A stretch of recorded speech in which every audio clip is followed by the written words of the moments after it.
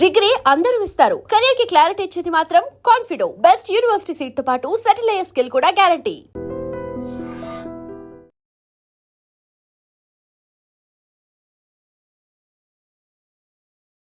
Welcome to iDream. ఈరోజు మనతో పాటు family counsellor, public speaker Rajani Rama garu ఉన్నారు. మాట్లాడదాం. Hello ma'am, welcome to our show. Hello Anu, thank you. Ma'am, చాలా మందికి సిచ్యువేషన్స్ బాగాలేకనో లేదా ఫైనాన్షియల్గా ప్రాబ్లమ్స్ వచ్చినప్పుడు చాలా మంది ఏదో ఒక తప్పుడు నిర్ణయాలు తీసుకుంటూ ఉంటారు. అంటే అలాంటి థాట్స్ వస్తూ ఉంటాయి అట్లీస్ట్. సో వీటి నుంచి ఓవర్కమ్ అవ్వాలంటే ఎలా? ఆ టైం అప్పుడు అలాంటి థాట్స్ రాకుండా ఎలా బయటపడాలి? అంటే డిప్రెషన్ ఆర్ లోన్లీనెస్ అంటే ఇది చాలామంది చేసే పని ఇదే.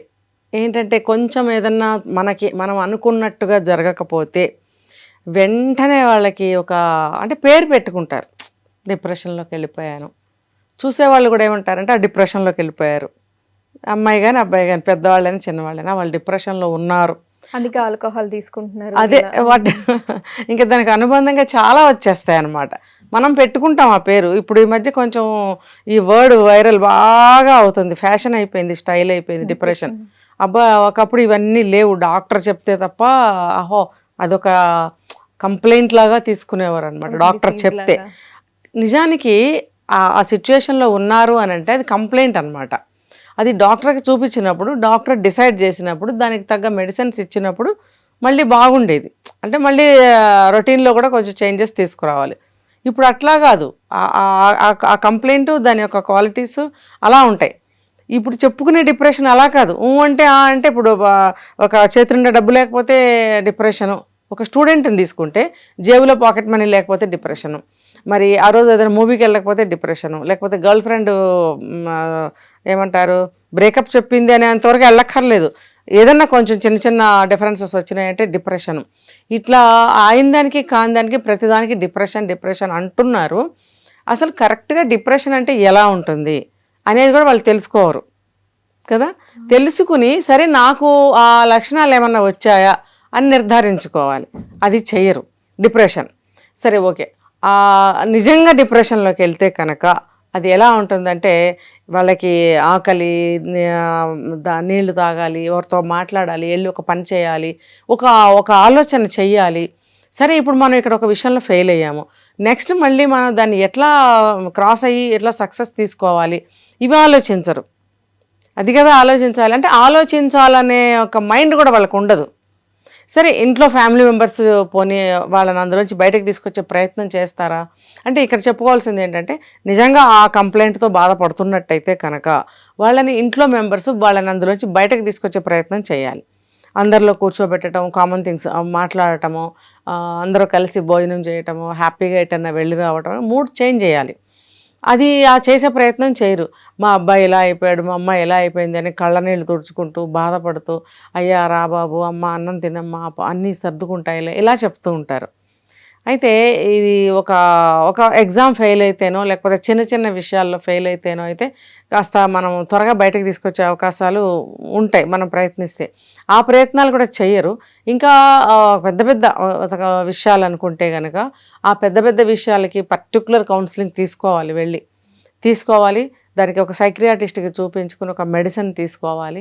అప్పుడు వాళ్ళకి ఇక్కడ మన ఫ్యామిలీ మెంబర్స్ కూడా వాళ్ళకి ఎలా బిహేవ్ చేయాలి వాళ్ళతో, అంటే వాళ్ళని ఒంటరిగా ఉండనివ్వకూడదు. ఒంటరిగా ఉంటే ఏమవుతుందంటే డార్క్ థాట్స్ వస్తూ ఉంటాయి. అంటే ఏంటంటే ఎప్పుడు కూడా వాళ్ళు చీకట్లో కూర్చోవడానికి ఇష్టపడతారు. చీకట్లో కూర్చుని ఒంటరిగా కూర్చుని చైన్ లాగా ఆలోచిస్తూ ఉంటారు. అది ఆ ప్లేస్ అక్కడ నుంచి మారాలి అంటారా? ముఖ్యంగా వాళ్ళని ఒంటరితనంగా ఒంటరిగా ఉండనివ్వకూడదు. ఉండనిస్తే ఏమవుతుందంటే నేను కొన్ని చూశాను. ఎప్పుడు చూసినా డోర్లు వేసేసుకోవడం, ఎంత నాక్ చేసినా తీయరు. ఇంకా అది ఎలా తీస్తారు? తీయరు. వాళ్ళు తీయద్దు అనుకుంటారు, తీయరు. మనం ఎంతసేపు నాక్ చేసినా లాభం ఉండదు. కాబట్టి మనం ముందుగానే ఎప్పుడైనా వాళ్ళు బయటకు వచ్చినప్పుడు గబుక్కని మనం ఏం చేయాలంటే వాళ్ళని క్యాచ్ చేసి మన మధ్యలో పెట్టుకోవడానికి ట్రై చేయాలి. డిప్రెషన్లో ఉన్నాడు, చాలా దిగులుగా ఉన్నాడు, భోజనం చేయట్లేదు అని వదిలేస్తే ఆ డోర్లు ఎప్పుడు ఓపెన్ చేస్తారు? ఎప్పుడో వాళ్ళకి బుద్ధి పుట్టినప్పుడు, బయటకి ఎటన్నా వెళ్ళాలన్నప్పుడో, ఏ వాష్రూమ్కి వెళ్ళాలన్నప్పుడో, ఏదైనా అవసరం పడితేనో తప్ప తలుపులు తీయరు అనుకుందాం. ఎందుకంటే నేను 2-3 కేసులు చూశాను ఇలాంటివి. డోర్ నాక్ చేసి విసుక్కోవడము, లేకపోతే ఎందుకు అని అరవడము, గొడవ చేయడం చేస్తారు. అట్లా వాళ్ళని ఒంటరిగా వదిలిపెట్టకూడదు. అలా ఉన్నప్పుడు ఏమవుతుందంటే వాళ్ళ థాట్స్ చైన్ లాగా సాగుతాయి. ఇప్పుడు ఇలాంటి సిచ్యువేషన్లో ఉన్నప్పుడు నెగటివ్ థాట్సే వస్తాయి ఎక్కువగా. నేను ఇలా ఎందుకు అయిపోయాను, నాకే ఎందుకు ఇలా జరిగింది, నేను బాగానే చేశాను కదా, బాగానే రాశాను కదా, నేను బాగానే మాట్లాడాను కదా, నేను సరిగ్గానే వెళ్ళి చేశాను కదా, ఇలా ఉంటే కూడా నాకెందుకు ఇలా జరిగింది అనేటువంటి నెగిటివ్ థాట్స్ వస్తూ వస్తూ వస్తూ అసలు ఇంకా అవే వస్తాయన్నమాట. వెనక్కి తగ్గడం కానీ ఆగడం కానీ ఇంకేం జరగదు. సో వాళ్ళకి ఒక గదిలో కూర్చోవడం అనేది మనం చేయనివ్వకూడదు. వాళ్ళకి ఏమవుతుందంటే అలా ఆలోచించి నెగిటివ్ థాట్స్ ఎక్కువైపోయి కొంతమంది సూసైడ్లు చేసుకోవడము, లేకపోతే తనని తాను హింస పెట్టుకోవడము, అంటే సరైన ఆలోచన చేయరు, రాంగ్ డెసిషన్స్ తీసుకుంటూ ఉంటారు. అసలు ఉన్నదే చీకటి రూమ్లో, తర్వాత ఒంటరితనంగా ఆలోచనలు ఎలా సాగుతున్నాయి, నెగటివ్గా సాగుతున్నాయి. అంతా కూడా అట్మాస్ఫియర్ మొత్తం నెగటివ్గా ఉన్నప్పుడు ఫోర్త్ వన్ ఏంటంటే డిస్టర్బెన్స్ లేదు. ఎవరు కూడా ఇతన్ని పలకరించడానికి సాహసం చేయటం లేదు. ఒకవేళ డోర్ నాక్ చేసినా, గట్టిగా అరిచినా, తీ బాబు, రా బాబు ఎంత చెప్పినా కూడా తీయనప్పుడే వాళ్ళు కూడా కొంచెం విసుగొచ్చి ఆపేస్తారు. అప్పుడు ఏమవుతుంది, డిస్టర్బెన్స్ కూడా ఉండదు. కాబట్టి వీళ్ళకి ఆలోచనలు నెగటివ్గానే సాగుతూ ఉంటాయి. సాగినప్పుడు తీసుకునే నిర్ణయాలు చాలా రాంగ్గా ఉంటాయి. అలాంటప్పుడు అసలు డెసిషన్స్ తీసుకోనేకూడదు. అంటే ఇప్పుడు అందులో ఉన్న వాళ్ళకి మనం డెసిషన్ ఇప్పుడు తీసుకోకూడదు, మనం పాజిటివ్గా ఆలోచించాలి అనే ఆలోచన కూడా రాదు, వాళ్ళకి రాదు. కాబట్టే వాళ్ళ డిప్రెషన్లోకి వెళ్ళిన వాళ్ళు ఏమైనా చేసుకుంటున్నారు ఈ రోజుల్లో, నిర్ణయాలు తప్పుగా తీసుకుంటున్నారు. కాబట్టి ఇలాంటి వీడియోలు ఎవరైనా చూస్తే, ఎప్పుడైనా ఎవరైనా అలాంటి సిచ్యువేషన్లో పడితే ఇవి గుర్తుపెట్టుకోవాలన్నమాట.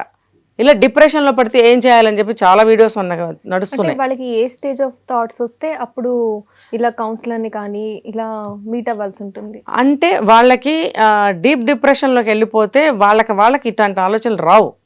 ఎప్పుడైతే నేనేంటి ఇలా ఆలోచిస్తున్నాను, ఏదో కొంచెం డిఫరెంట్గా ఉంది నా మెంటాలిటీ, నా మూడు, నా మనసు అని అనిపించినప్పుడు వెంటనే ఏం చేయాలంటే, సూసైడల్ థాట్స్ అట్లాంటి సూసైడల్ థాట్సే కాదు, తీసుకునే నిర్ణయాలు ఏదైనా సరే పొరపాటున గౌకం తప్పు నిర్ణయాలు తీసేసుకుంటారు. అరే నాకు ఉద్యోగం లేకుండా ఇంట్లో పడున్నాను, ఏమైనా సరే ఏదైనా చేసేయాలి, అది ఇది అనేది తప్పు నిర్ణయం తీసుకుని ఏదో ఒక బిజినెస్ స్టార్ట్ చేసేద్దాం అని వెళ్ళిపోతారు.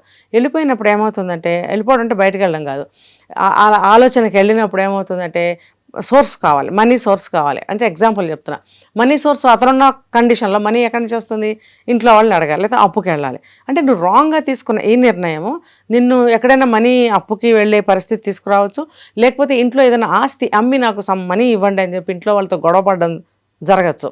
అలాంటప్పుడు తీసుకున్న నిర్ణయం తప్పే కదా. సో అలా ముందుగానే నీకు ఏదో తేడా కొడుతున్నప్పుడు వెంటనే ఇంట్లో వాళ్ళతో షేర్ చేసుకోండి. నాకు ఇట్లా బాగోలేదు, నాకు ఎందుకు ఇలాంటి థాట్స్ వస్తున్నాయి, నేను ఎలా పికప్ అవ్వాలి, ఫస్ట్ తనను తను క్వశ్చన్ చేసుకోవాలి.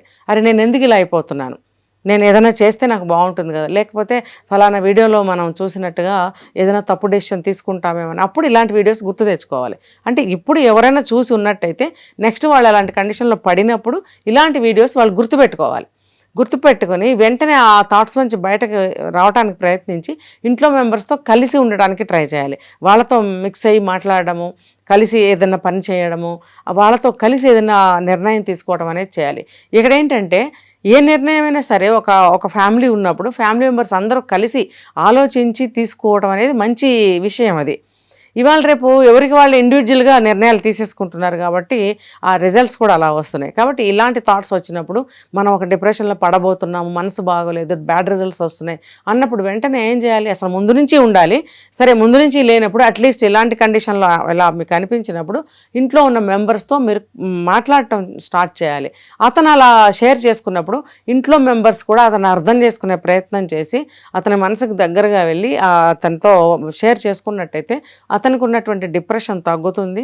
ఆలోచన అనేది అందరూ కలిసి చేసినప్పుడు కలిసి తీసుకున్న నిర్ణయం మంచి రిజల్ట్ని ఇస్తుంది అనమాట. అంతేగాని ఒంటరితనంగా ఉండి బాధపడటం, భయపడటం, ఫ్రెండ్స్ని అడిగి ఏదో తప్పు డెసిషన్ తీసుకోవడం, లేదా తనే డార్క్ రూమ్లో కూర్చొని అలా ఆలోచిస్తూ తప్పు నిర్ణయం తీసుకోవడం అనేది బ్యాడ్ రిజల్ట్ ఇవ్వటమే కాకుండా మనల్ని ఎటు నడిపిస్తుందో కూడా తెలియకుండా పోతుంది. సో మ్యామ్, సిచ్యువేషన్స్ బాగాలేనప్పుడు వాళ్ళకి రాంగ్ థాట్స్ కానీ నెగిటివ్ థాట్స్ కానీ రాకుండా ఎలా ఓవర్కమ్ అవ్వాలనేది క్లియర్ ఎక్స్ప్లెనేషన్ ఇచ్చారు. థ్యాంక్ యూ సో మచ్ అండి.